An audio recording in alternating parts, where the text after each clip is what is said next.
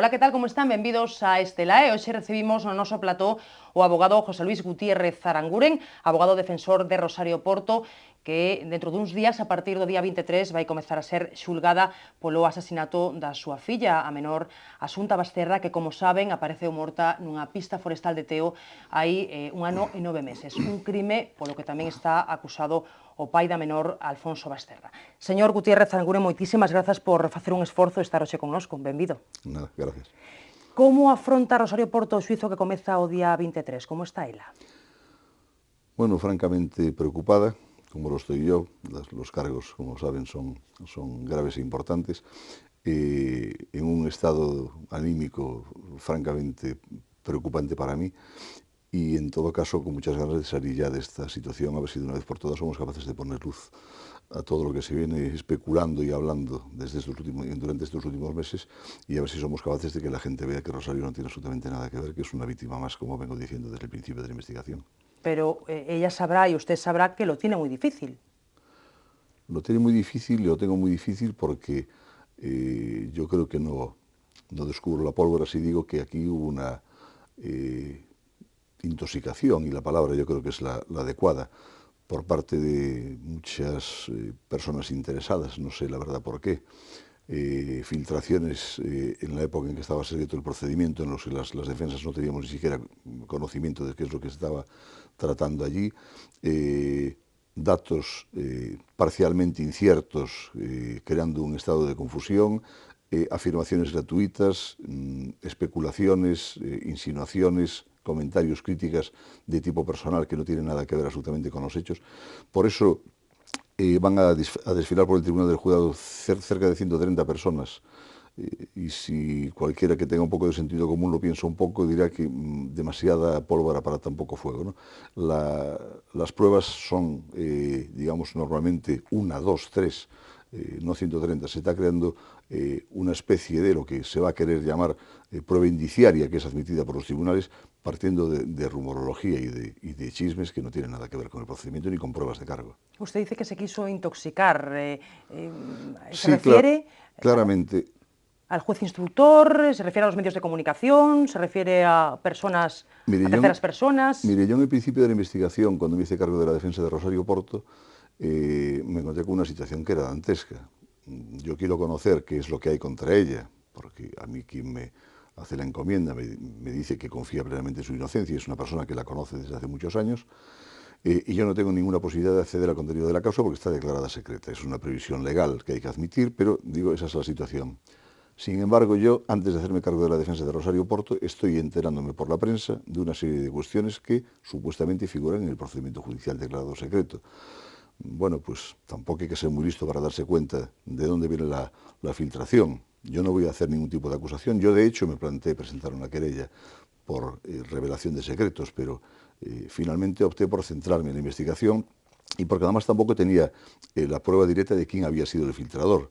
Pero evidentemente las defensas no éramos, los acusados tampoco, porque no teníamos conocimiento ni acceso, y porque además no interesaba, y menos en los términos en que trascendió todo lo que se estaba pergeñando en ese procedimiento de instrucción, y por tanto, pues apunten hacia donde quieran, pero las noticias que se filtraban y que trascendían eran siempre perjudiciales, desde un supuesto móvil económico que partiría de una desheredación de Rosario por parte de los padres, etcétera. Se dijo de todo, eso es cierto. Se dijo de todo, claro.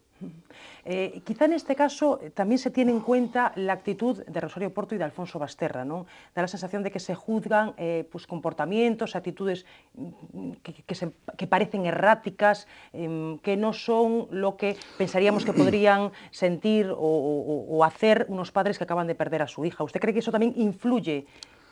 Claro, influye, pero además yo quiero hacer una aclaración. Yo, que estoy estos días ya haciendo el último repaso de todas las declaraciones para el juicio, observo las primeras declaraciones, tanto de Rosario como de Alfonso Basterra. Son de personas que están tratando de colaborar con la justicia en una actitud absolutamente sereno y tranquilo, con ganas de que resplandezca la verdad, que son bien diferentes a imágenes, por ejemplo, que salen de Alfonso Basterra increpando al juez o al propio fiscal, ¿no? Bueno, yo siempre digo que hay que verse en situación. A uno le matan a la hija y lo acusan de ese crimen, sabiéndose inocente. Eso tiene que ser terrible, y yo no sé cómo reaccionaría yo, francamente, ni cualquier persona que estuviera en su sano juicio. De manera que algunas reacciones que se magnificaron y que se les dio mucha trascendencia también son interesadas y no responden realmente a lo que es el inicio de la instrucción. Claro, una vez que a uno le da la sensación de que, lejos de pedirle colaboración, como se prestó por nuestra parte, Alfonso Basterra se mantuvo en su decisión inicial de no hacer más declaraciones ni someterse a pruebas. Digo, una vez que, por ejemplo, en mi caso, yo sí lo dije, en una época muy prematura, se acababa de levantar, llevaba muy pocos días levantado el secreto de las actuaciones y era materialmente imposible estudiar a fondo todo el material que había en el procedimiento, comparecimos y, bueno, no se trataba de esclarecer, se trataba de humillar, se trataba de tratar de buscar elementos inculpatorios incluso donde no los había y, por tanto, yo creo que algunas reacciones son normales. Otras son subjetividad de respecto de la gente, cómo de reaccionar ante la pérdida de una hija. Yo creo que el dolor se lleva por dentro. A mí los que hacen alarde del duelo en público, lo que me parecen son, bueno, o poco contenidos en sus sentimientos, o a lo mejor hasta figurantes que están tratando de mostrar unos sentimientos que realmente no tienen, ¿no? Yo creo que es una manera de prejuzgar y de situar ante la opinión pública a dos personas para que, teniendo en consideración que van a ser juzgados por un tribunal del jurado, al final ese tribunal va a estar nutrido de ciudadanos de a pie, legos en derecho, no juristas, y por tanto se está creando un ambiente hostil para que ya, de algún modo, se les declare culpables antes de empezar a oírlos. Luego volvemos al asunto del jurado popular, que está siendo efectivamente muy comentado y que suscita también muchas dudas, pero decía usted que Rosario Porto está mal, ¿no? Es lógico. ¿Cuándo la ha visto por última vez? ¿Cuándo la suele ver? ¿Una vez a la semana? Bueno, yo vengo visitándola con regularidad en estos 19 meses que llevo haciéndome cargo de su defensa, una regularidad semanal. Y la última vez que la vi fue anteayer. La vio anteayer, no sé si hablaron de lo que se ha estado publicando esta semana en el Correo Gallego, cartas que se intercambiaron sí, de hecho, con Alfonso Basterra, informaciones sobre cómo es su día a día en la prisión. ¿Lo ha comentado con ella? Sí, de cómo se dice que es su día a día en la prisión. De cómo se dice. Bueno, pues acláreme usted o matíceme lo que quiera. Sí, vamos a ver. La primera cuestión que quiero plantear así abiertamente es una petición que ella me hace con absoluto derecho, ¿no?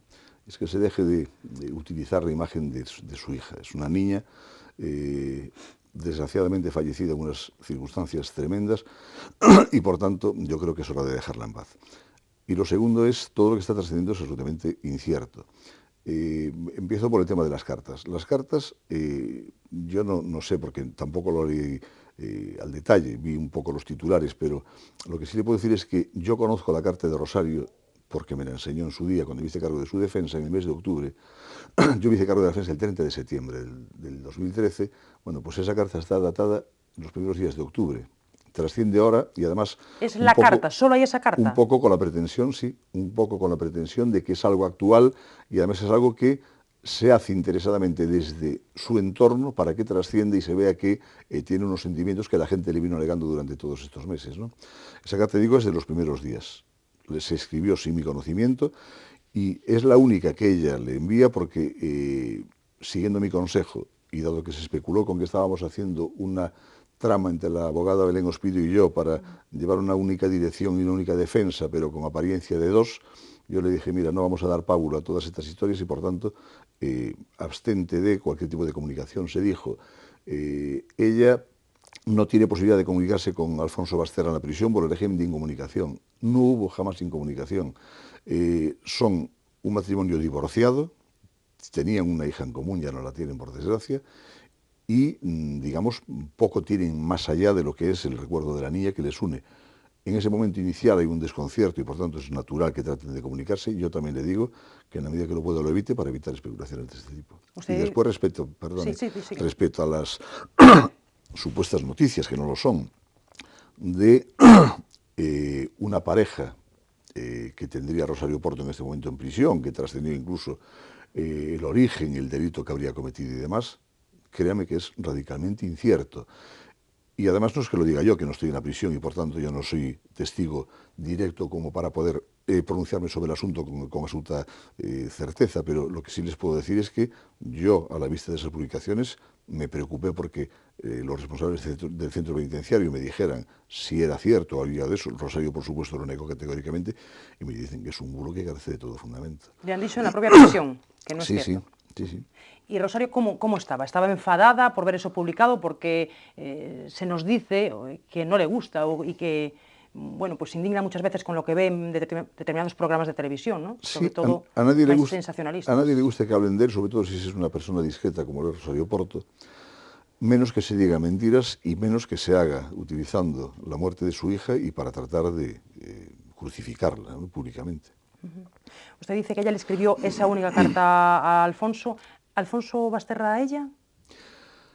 Bueno, yo supe de la existencia de esa segunda carta porque trascendió estos días en un medio, de comunicación escrito. Yo no leo la correspondencia privada de nadie y, por supuesto, de mi cliente si no me la quiere dejar ver. Yo sabía que había habido una respuesta, pero no sabía en qué términos estaba escrita esa carta. En todo caso, la defensa de Rosario Porto va por un lado y la de Alfonso Basterra va por otro. ¿No tienen ustedes comunicación, los abogados, Belén Ospido y usted? Tenemos comunicación. Faltaría la verdad si dijera lo contrario. Yo no sé si ustedes recuerdan, cuando se inició la investigación, ya se afirmó, además como dogma de fe, que había una puesta en escena perfectamente orquestada para aparentar ser dos defensas distintas cuando realmente estaban, incluso me parecía una falta de respeto a Belén Ospido, ¿no? Estaba dirigida por mí y era una especie de títere en mis manos. Bueno, pues le puedo decir que Belén Ospido es una profesional excelente, que tiene criterio propio y muy bueno, y por tanto ella sabe lo que tiene que hacer y no tiene que hacer absolutamente nada de lo que yo le pueda insinuar, decir o sugerir. Y lo segundo es también alguien de las fuerzas de seguridad compareció en un programa de televisión diciendo que tenía las pruebas de que había una connivencia absoluta entre Belén Ospido y yo. Bueno, la certeza absoluta no se puede tener de algo que no existe y de algo que es mentira.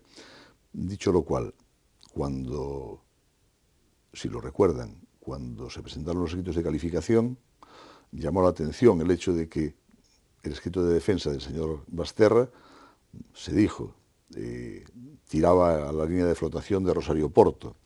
¿Y qué es lo que habría ocurrido? No pasaba nada, cada uno tenía su estrategia, yo no consulto ni ella a mí, por tanto, nos presentamos los escritos con absoluta libertad e independencia. Le decía que mentiría si negara contacto con Belén Ospido, porque sí lo hay a efectos de plantear cuestiones que son comunes para la defensa de los dos, como son derechos, libertades, etcétera, etcétera. En eso sí que siempre estuvimos unidos. En lo que es defensa particular de cada uno de los acusados, jamás. Y quizás es un poco chocante, ¿no?, teniendo en cuenta que son dos padres que han perdido a su hija y los acusan a los dos. Bueno, ellos decidieron nombrar abogados por separado. Uno defiende que no salió de casa en toda esa tarde, otra persona tiene otra versión y otra actuación y otros comportamientos durante esa tarde-noche. Uno decide defenderse en silencio y esperar al juicio para plantear ante los jurados lo que tenga bien plantear. Yo entendí que, a la vista de lo que estaba trascendiendo, mi papel no solo se limitaba a la defensa en un tribunal de justicia, sino también en la calle, porque estaba, digamos, creándose una opinión muy contraria a los intereses de Rosario, y por tanto yo entendía de que mi obligación como abogado de ella era tratar de equilibrar la balanza, cosa que parece que no conseguí, porque le puedo decir que están llegando cuestionarios que confirman lo que yo me temía desde un principio, y es que ya tienen una opinión sobre culpabilidad de los acusados. Por terminar con el tema de las cartas, lo que se ha publicado esta semana en las páginas del Correo Gallego, todo lo que hemos ido leyendo, bueno, que usted ahora me decía que no es cierto, o hablaba de algunas cuestiones, pues esa supuesta relación con un preso pues, de origen colombiano, nos contaban un poco por qué estaba también en la prisión, el intercambio de cartas, la gente con la que se relacionan, ¿eso beneficia, perjudica a Rosario Porto? Lo que está trascendiendo la perjudica, es decir, por poner los puntos sobre las íes. Rosario Porto tiene una pareja, no tendría nada de particular, pero ¿qué ocurre?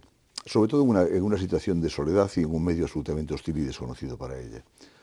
¿Qué ocurre? Que si tiene una pareja es que no tiene sentimientos por el fallecimiento de su hija, con lo cual ya es un elemento negativo. Lo segundo es con una persona de origen extranjero, y por desgracia en nuestro país todavía hay mucha xenofobia y mucho racismo, por más que se quiera negar, con lo cual es un elemento negativo a tener en consideración, además extranjero. Y por encima, por una persona que está al parecer condenada, yo eso lo desconozco, pero al parecer condenada, según trascendió, por un delito de agresión sexual. Con lo cual, digamos, el personaje que se trata de dibujar es de una persona perversa sin sentimientos, que le trae exactamente sin cuidado relacionarse con gente de la más baja estopa, y por tanto, ¿qué temor van a tener los señores jurados para condenarla si es que no merece ningún otro tipo de consideración, ¿no?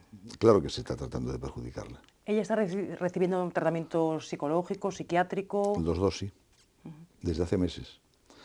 Precisamente porque en contra de lo que la gente dice que estamos tratando de hacer, que es dilatar el procedimiento, lo que queremos es que llegue en condiciones mínimas como para poder defenderse en el juicio.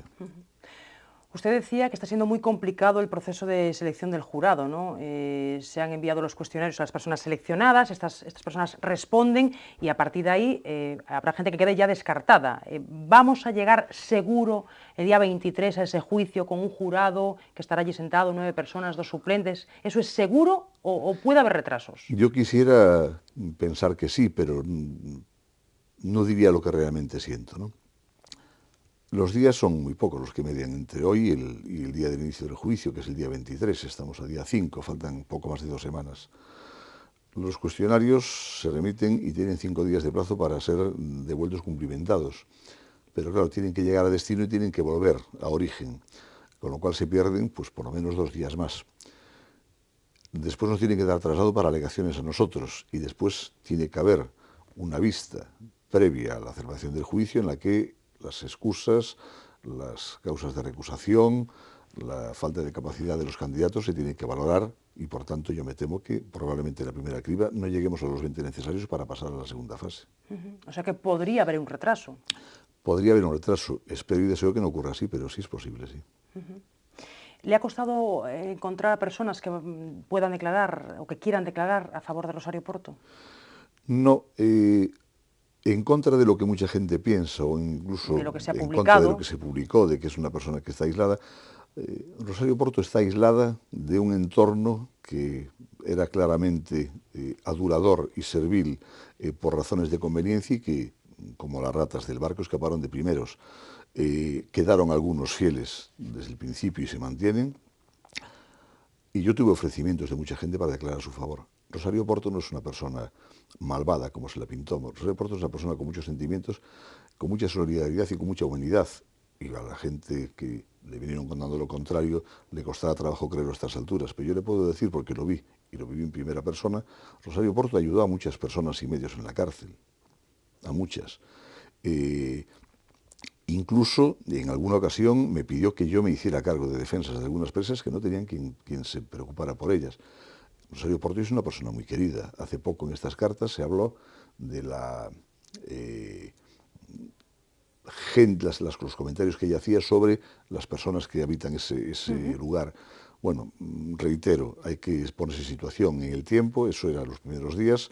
Ella, con esa carta de presentación con la que iba a la prisión de Teixeiro, es de las personas más odiadas en ese momento allí, y el recibimiento fue francamente hostil. Yo cuando la fui a ver la primera vez pensé que no iba a resistir vivo una semana.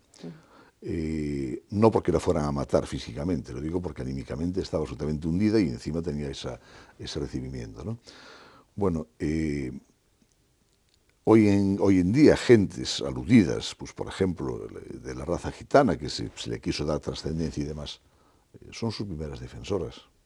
De manera que ese personaje cruel, malvado y desprovisto de sentimientos no existe más que en la imaginación de algunos cuantos. Usted lleva 1 año y 9 meses diciendo que no hay pruebas de que Rosario Porto haya matado a su niña. Los investigadores creen que sí, que los padres asfixiaron y mataron a Asunta. Sí, yo lo mantengo, lo presumía y lo predicaba antes de conocer el contenido de las actuaciones. Se me había dicho incluso que el día que se levantara el secreto, que me iba a llevar una desilusión muy importante, porque iba a ver entonces todo lo que tenían en contra de ella.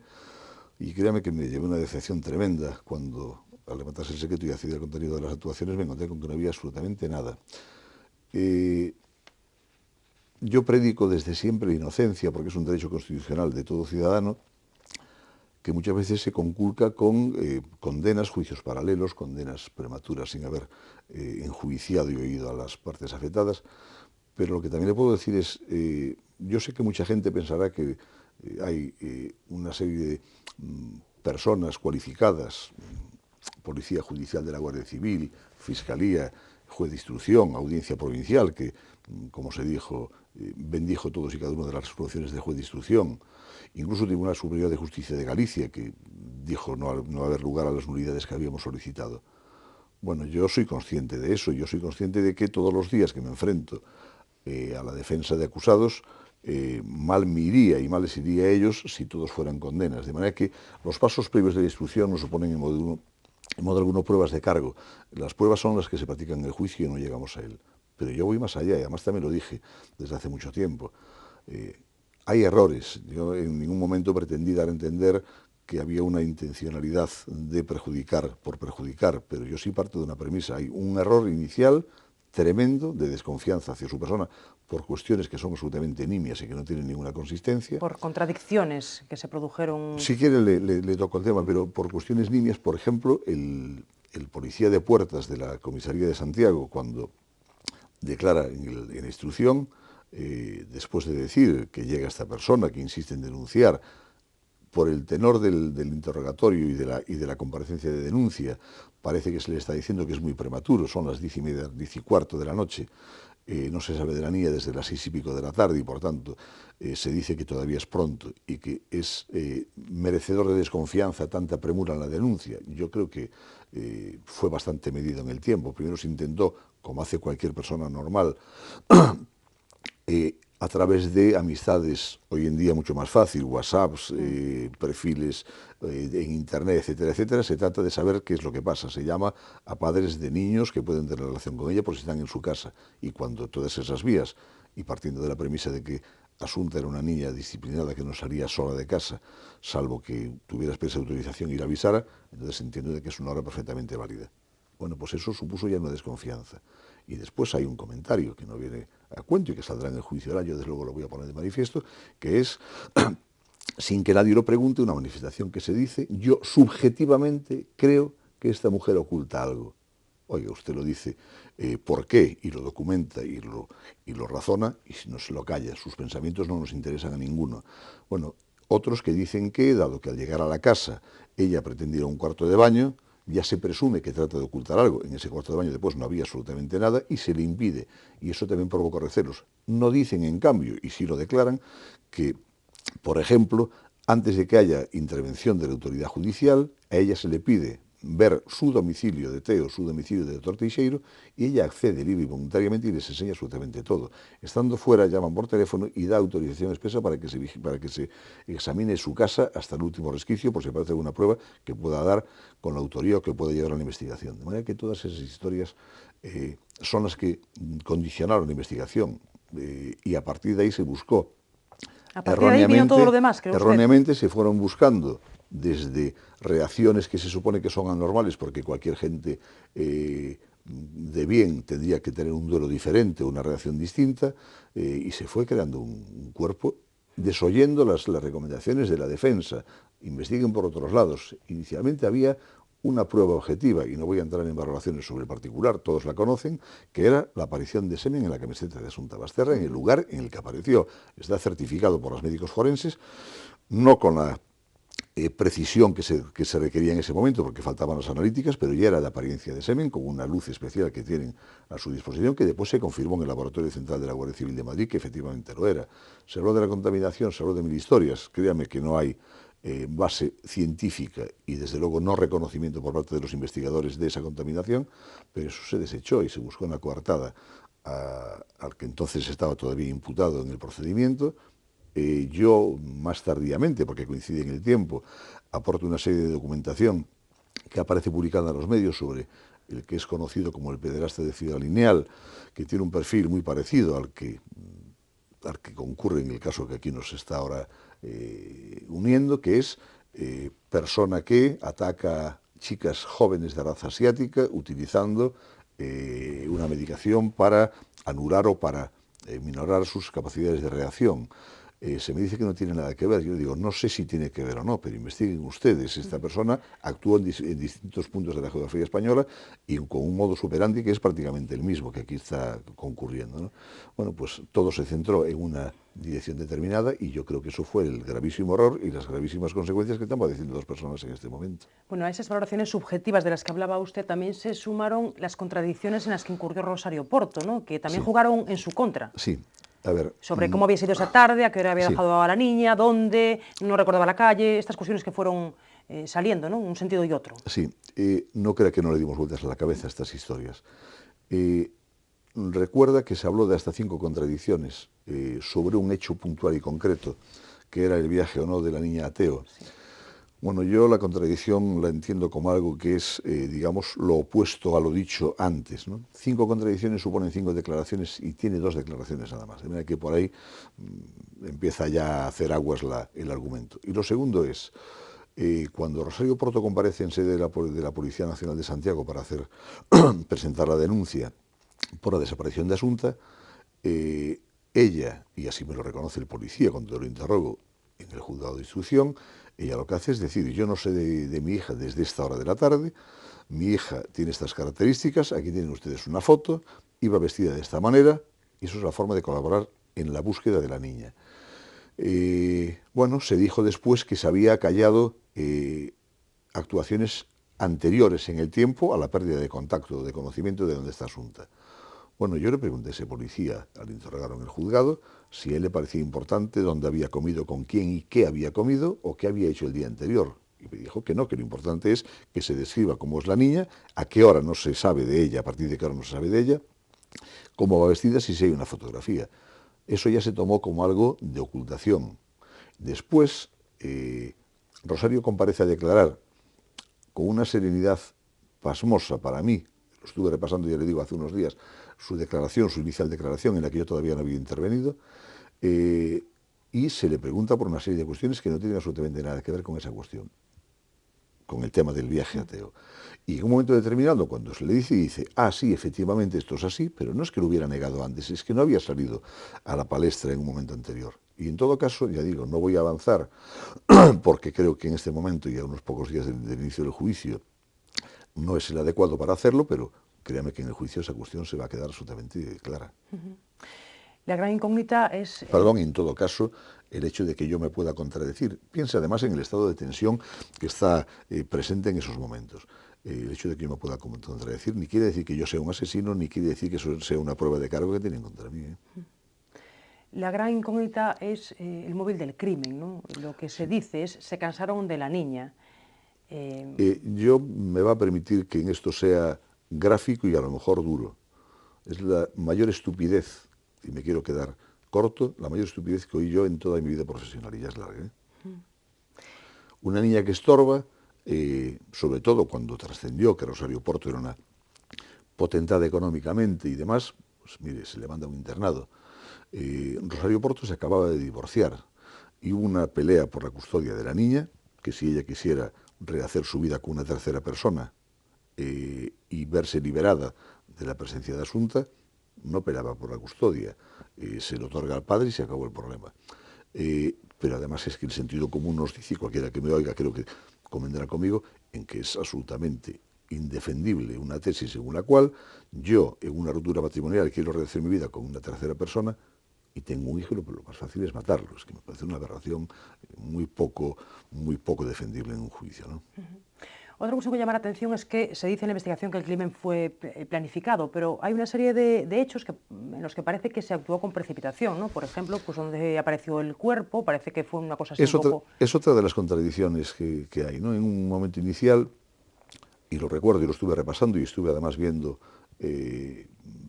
publicaciones de aquellos días, se hablaba primero del tema del móvil económico, porque Asunta sería la heredera universal de los abuelos, ¿no? Después se desmintió con el documento que desautorizaba esa versión, se buscó un segundo, un tercero, nunca hubo absolutamente nada, y ahora al final fíjese que los escritos de acusación, ni el fiscal ni la acusación popular, No hablan para nada del móvil como si fuera una cuestión intrascendente. No hay un crimen sin un móvil, ¿no? Salvo que haya una situación pasional o de trastorno mental, sea permanente o transitorio, que pueda justificar una actuación de ese tipo. Y créame que Rosario Porto se sometió a todos los test y a todas las pruebas psiquiátricas en el IMELGA tendientes a averiguar si había una base patológica que pudiera justificar, y no aparece absolutamente nada. Ya le digo, prueba de cargo ni una, no hay absolutamente nada que pueda perjudicarla. Ni la Y, aparición. y la contradicción esa que dice usted es cierto, efectivamente, se dijo en un momento inicial que era una noche de luna muy clara, con mucha visibilidad, y que había sido depositado al cuerpo con un mimo tal que no podría ser sino su madre, porque nadie, digamos, tiene esa delicadeza para con un hijo. Y que además lo que pretendía, por dejarla en la zona en que la dejó, no una cuneta, en un talud, que es todo lo contrario, era porque quería que la encontraran pronto para que no estuviera expuesta a la intemperie, a las alimañas o lo que fuera, Sí. durante mucho tiempo. Bueno, pues eso de repente se tornó, porque no convenía después en el siguiente paso de la investigación, porque se había dicho de que el depósito del cadáver había tenido lugar a una hora determinada, y se habló incluso de una tercera persona como connivente con ellos, porque yo estaba en comisaría. Después eso ya no convino y se cambió por completo la versión. Entonces ya la noche no era tan clara, el cuerpo no era tan visible, etcétera, etcétera, ¿no? Entonces, ¿Qué peso tiene que haya aparecido un trozo de cuerda, que bueno, supuestamente es la misma cuerda con la que se ató a claro, los pies de la niña mire, en la casa de Teo? yo es uno de los temas que quise investigar, y también se me dio una respuesta bastante frustrante. Cuando yo no había todavía recibido el encargo de defender a Rosario Porto, me encuentro con publicaciones en los medios de comunicación diciendo que esas cuerdas son comunes y habituales en todo el entorno y en toda Galicia en general, en el medio rural. Bueno, yo me encuentro con esa situación y digo, Rosario Porto, a la que voy conociendo, yo creo que soy de las personas que más la conoce porque llevo mucho tiempo hablando con ella y muchas horas, es una persona inteligente y además es una persona formada jurídicamente, había ejercido la abogacía. Bueno, pues mire, no es compatible con una persona inteligente y formada el dejar tantos cabos sueltos. De manera que yo en un primer momento hablé de una mano negra que había ahí, que estaba tratando de orientar la investigación en una determinada dirección. Pero piense que no tiene ningún sentido de que una persona vaya a dejar un cuerpo en una zona determinada, la desate y a una cierta distancia del cuerpo deje algo que después va a aparecer en un lugar que la puede comprometer. Y como eso me podría extender en otras muchas de las supuestas evidencias que tienen contra ella. En el juicio, supongo que no me lo puede adelantar, pero en el juicio vamos a ver a la defensa de Rosario Porto cargando contra Alfonso Basterra. ¿Esto lo vamos a ver o viceversa? No, no en principio, porque yo soy de los que piensa que en los juicios se va con la mente abierta porque las circunstancias son cambiantes. Mire, estos días publicaban los medios de comunicación, en relación a la pregunta que me hizo antes de la que acabo de responder, que el Tribunal Supremo había establecido una doctrina a partir de la cual solo es válida la prueba que se practica en juicio. Eso es algo que se vino diciendo y defendiendo de toda la vida, pero parece que es necesario matizarlo para que se tenga en consideración. Por tanto, aquello que haya dicho una persona en una fase de instrucción o en sede policial no es prueba de cargo para nada. Pero no me quería escapar, si me repite la... Sí, no, le preguntaba si van ustedes a acusar a el Alfonso ataque. Basterra del crimen. Rosario Porto es inocente, dice usted, si ¿puede hizo, ser culpable de Alfonso Basterra? si usted hizo un seguimiento de este tema desde el principio, me habrá oído hablar de que la presunción de inocencia que exijo para mi cliente la exijo para cualquiera. Y que si yo tuviera, porque además tenía el encargo y además era mi voluntad, investigar las causas, a mí Rosario me dice, yo no tengo como prioridad el que me defiendas y me saques libre porque soy inocente. Mi prioridad es que encuentres a quien mató a mi hija. Y yo eso, por desgracia, no lo pude hacer, lo intenté, no pude. Me fallaron a lo mejor los medios o toqué en las puertas equivocadas. Pero créeme que si yo hubiera tenido una mínima evidencia, hubiera pedido que la investigación fuera en esa dirección. No la tengo y por tanto sería injusto y además infundado el de hacer cualquier tipo de defensa basada en un ataque. Bien es cierto que si en el juicio yo entiendo de que se está atacando desde la otra parte a mi cliente, yo evidentemente tendré que reaccionar, pero yo no tengo absolutamente nada contra él. Créame que el otro día estuve viendo la declaración que hizo, la única, en sede judicial, y me pareció una persona absolutamente convincente, con una actitud de colaboración y con una tristeza profunda. No tengo absolutamente una sola prueba que me apunte en esa dirección y por tanto yo no voy a utilizar artificios a cualquier precio. ¿Y cree que lo contrario puede suceder? Que acusen ellos a Charo Porto. Lo desconozco porque le digo el respeto entre Belén Ospido y yo es mutuo y no hablamos de cuál es nuestra argumentación. Yo espero que no, porque además nada tendrá que decirse por parte del señor Basterra respecto de comportamiento alguno, ni anterior ni coetáneo a la muerte de Asunta, y por tanto yo espero que no haya absolutamente ninguna sorpresa en ese sentido. ¿Cree que haya sido juzgada Rosario Porto? Sí, lo vengo diciendo desde hace mucho tiempo. Espero y confío en que la gente de a pie, de la calle, que es suficientemente inteligente y no está tan encasillada en formulismos que a veces son condicionados por la propia profesión ejercida durante mucho tiempo, quiera y sepa oírme y verá que evidentemente no hay otro pronunciamiento que el absolutorio. Bueno, pues veremos cómo discurre ese juicio largo, complejo, ¿no? Con muchísima gente que declarará, también los padres de Asunta Basterra. Muchísimas gracias, letrado, por acompañarnos hoy. Un placer. Gracias. Despedimos a José Luis Gutiérrez Aranguren, o abogado de Rosario Porto. Moitísimas grazas por estar en unha semana máis connosco. Vémonos dentro de 7 días para conversar, como facemos sempre, cos protagonistas da actualidade.